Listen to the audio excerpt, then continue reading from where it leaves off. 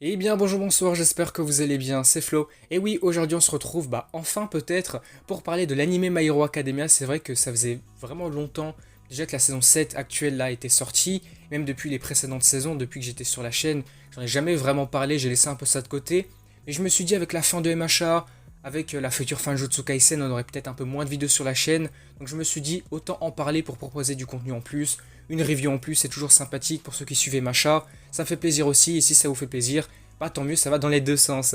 Du coup, c'est parti avec la vidéo de comment, je vous rappelle. Si vous voulez soutenir la chaîne et suivre les prochaines vidéos, n'oubliez pas de vous abonner. On est à un peu plus de 1650 abonnés, donc ce serait bien de faire passer la barre des 1700. Ça serait incroyable, je vous remercie déjà d'avance. Du coup, c'est parti pour cet épisode 15 de la saison 7 qui s'intitule Effet papillon. Donc vous savez peut-être ce que c'est, ça laisse présager pas de bonnes ni de mauvaises choses non plus, mais pas mal d'événements qui pourraient se produire. Parce qu'en gros, l'effet papillon, ça serait une suite d'événements qui se produit à la chaîne. Admettons qu'une personne fait une petite action et que derrière, juste parce qu'il a fait cette action, un autre truc va se dérouler. Puis derrière, à cause de cette chose, encore une autre chose va se passer. Et petit à petit, ça va découler beaucoup d'événements. Alors qu'à la base, c'était un tout petit truc insignifiant qui à la fin va provoquer des trucs de malade, changer le destin, on va dire. C'est un peu ça l'effet papillon.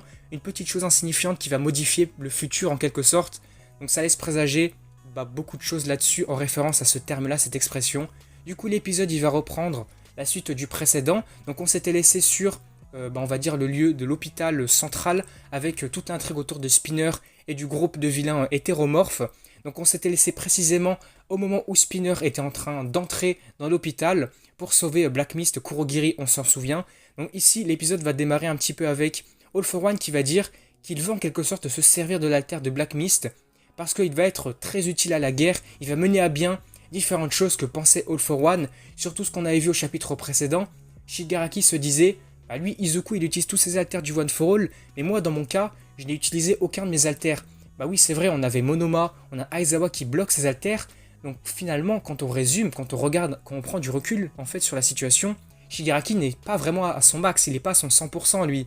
Alors là pour le coup, cette intrigue-là autour de Black Mist va être utile pour la suite, vraiment être très utile. Et donc c'est là qu'on peut faire référence aussi à l'effet papillon, une petite chose, donc sauver Black Mist qui va avoir des répercussions sur le futur, et de grosses répercussions même. Si vous n'êtes pas à jour sur les scans, je vous le dis, il va se passer des choses après ces événements-là.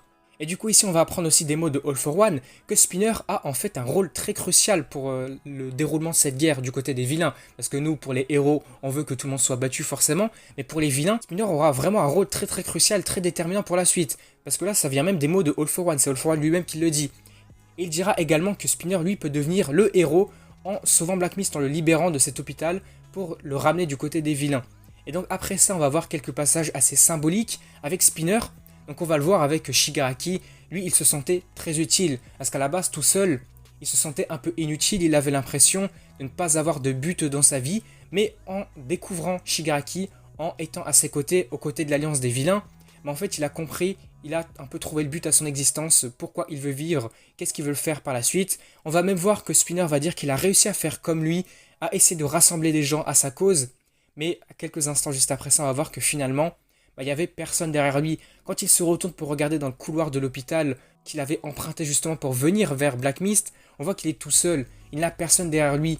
En fait, les gens qui le suivaient, tout ce groupe de vilains hétéromorphes, ils le suivaient parce qu'il était hétéromorphe. Ils ne le suivent pas parce qu'il fait partie de la Ligue des Vilains, parce qu'il est là pour Shigaraki. C'est une cause différente. Et donc après ce petit passage-là, on va revenir quelques minutes plus tôt avant ces événements-là. Donc on est devant l'hôpital central. Present Mike va rentrer dans l'hôpital pour dire qu'il va gérer Spinner. Il va essayer de s'en occuper lui. On va voir Shoji et Koda qui sont devant l'hôpital toujours, qui ont fait en sorte de ne pas faire rentrer les autres vilains, le groupe hétéromorphe qui suivait Spinner. Mais certains, finalement, là, les choses vont changer. Certains vont commencer à se rendre compte qu'ils n'agissent pas de la bonne manière. Ils repensent aux mots que Shoji leur avait dit à l'épisode précédent. Il a fait un peu changer leur mentalité. En fait, ils ont compris ce que voulait dire Shoji concernant les hétéromorphes. Puis on verra juste après que beaucoup vont discuter par rapport à ça et vont changer leur mentalité. Et on va voir que juste après ça, la foule en fait va en quelque sorte se calmer. Ils ne vont plus se battre. Parce que là, si on s'en souvient, il y avait énormément de vilains. Ils étaient au moins des centaines, 200, 300, je sais pas, énormément. Alors j'imagine pas s'ils avaient continué à se battre. Là, ça aurait été la grosse galère pour les héros. Et donc là, en quelque sorte, il y a une moitié du combat qui est un peu gagné. Parce que là, le groupe à l'extérieur de l'hôpital est un peu maîtrisé. Il n'y a plus vraiment de danger pour ce coup-là. Et donc juste après ça, on va revenir avec Spinner et Present Mike donc dans le présent. Present Mike arrive là où était Spinner, donc avec Black Mist dans la salle. On voit que Spinner se retrouve à terre après avoir subi une attaque de Present Mike qui l'a mis vraiment KO quasiment, qui lui a fait retirer ses écailles là, de son nouvel alter qu'il avait eu d'All for One. Donc là Spinner va même se remettre en question du fait que personne ne le suit et qu'il ne sait plus vraiment quoi faire. Maintenant il ne sait plus quoi accomplir, qu'est-ce qu'il veut faire par la suite. En fait lui à la base ce qu'il voulait c'était aider Shigaraki parce qu'il se sentait utile, il voulait le soutenir dans sa cause en fait. On verra juste après que Present Mike va s'approcher de Black Mist et aussi de Spinner par la même occasion parce qu'ils sont en face tous les deux et va nous faire comprendre que si Black Mist se réveille, s'il venait à se réveiller, il pourrait aussi être utile pour les héros parce que grâce à lui il pourrait téléporter d'autres héros à différents champs de bataille pour les rassembler pour qu'ils soient plus puissants ensemble. Et justement ça pourrait arriver si et seulement si c'est la conscience de Shirakumo, donc leur ancien ami, qui se réveille, qui s'éveille, et non pas celle de Black Mist, parce que ça serait tout autre chose. Mais là, avant d'essayer de le réveiller, qu'est-ce qui va se passer? Spinner, dans un élan déterminé comme ça, il va s'élancer vers Black Mist, avec une des mains de Shigaraki, qui était au sol, qui était tombée de ses poches peut-être, qui était tombée par terre, donc il la récupère, il s'avance vers Black Mist, et il va déposer la main sur son visage et lui dire... va aider Shigaraki, va le sauver et vient aider nos camarades aussi de la Ligue des Vilains.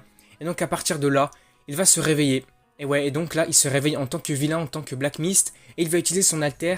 Donc je sais pas exactement sur qui il l'utilise, je sais, sur Present Mike, sur lui-même, mais je sais plus s'il l'avait utilisé sur Spinner aussi, ou si Spinner est toujours dans l'hôpital, dans la salle par terre.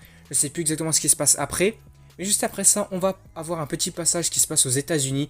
On va avoir une présentatrice météo qui s'appelle Meryl. Elle va informer la population de fortes perturbations qui ont été causées par des pics de chaleur. On sait qui c'est, parce qu'évidemment c'est illustré dans l'épisode. Donc c'est dû à cause de Dabi, de Shoto et d'Endeavor, à cause de leurs flammes très condensées qui ont été très très puissantes.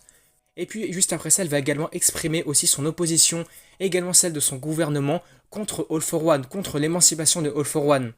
Parce que si on se rappelle bien, on a vu que quelques personnes en fait avaient fait en sorte de suivre la cause de All for One et de Shigaraki pour ne pas avoir de répercussions sur leur population et sur leur pays. Et donc après ça, on va également revenir sur la bataille, le champ de bataille de Dabi et Shoto. Là, ça va être une grosse dinguerie, donc on l'avait déjà vu à quelques épisodes précédents. Dabi utilise la technique de Shoto, le phosphore qu'il avait copié, et donc il va décider de partir pour aller combattre Endeavor, qui se trouve au mont Gunga. Donc il a eu les infos de Skeptic, mais juste après ça, qu'est-ce qu'on voit?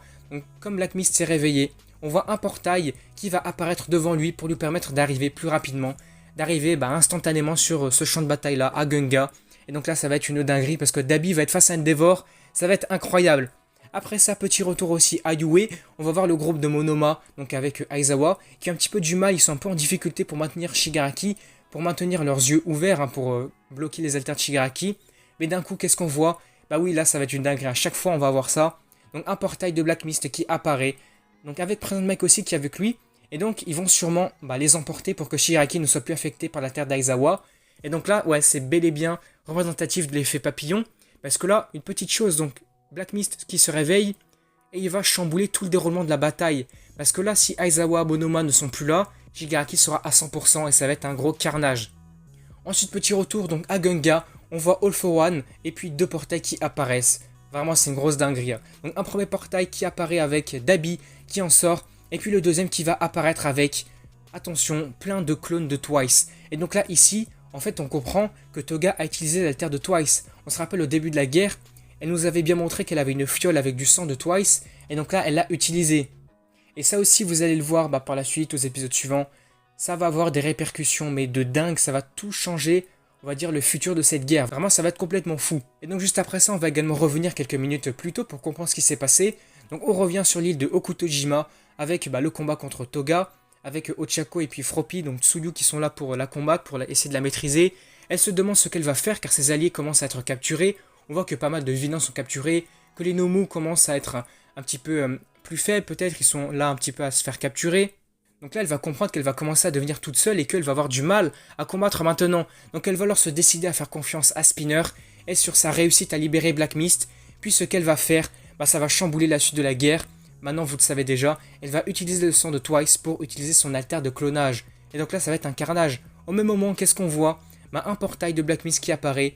Et puis donc les clones de Twice, de Toga Twice, on a même appelé ça comme ça dans les scans. Donc Toga Twice, c'est le mélange de Toga et de Twice évidemment. Donc ils vont prendre le portail. Et donc là, ils se retrouvent aussi à Gunga. Ça va être une folie vraiment. L'épisode suivant va être une grosse dinguerie je pense.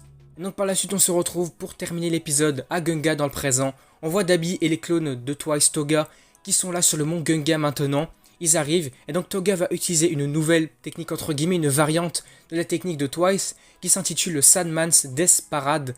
Donc c'est le défilé d'un homme triste de la mort, un truc comme ça. Donc c'est vraiment plus agressif, plus puissant peut-être que ce que Twice avait déjà utilisé, qui nous avait déjà montré. Donc on voit que c'est une armée immense de clones de Twice qui va faire maintenant face aux héros. Donc là vous l'avez déjà compris si vous avez aussi vu l'épisode. Vraiment ça va être... Enfin en fait il y a un suspense de fou parce qu'on ne sait pas ce qui va se passer maintenant. Est-ce que les vilains vont reprendre l'avantage par rapport aux héros? Est-ce que les héros vont perdre là? Et ouais, ça nous laisse beaucoup de théories peut-être, beaucoup de choses à imaginer. Et donc là on va voir oui donc que les héros se retrouvent en mauvaise posture. Clairement ils sont désavantagés face aux vilains. Surtout on le rappelle que All For One est face à eux. All For One qui est rembobiné et donc qui rajeunit, qui devient plus puissant. Là on peut dire qu'il est carrément à son prime. Donc là ça va être une dinguerie. Carrément là vraiment on pense que les héros vont perdre. Bon voilà du coup l'épisode va s'arrêter ici. Si vous regardez la preview de l'épisode, bon je vais pas trop en dire, mais vraiment ça laisse présager de bonnes choses pour la suite. Vraiment la tension est remontée à son maximum, ça va être une dinguerie je pense. En tout cas je suis bien hypé pour voir le prochain épisode.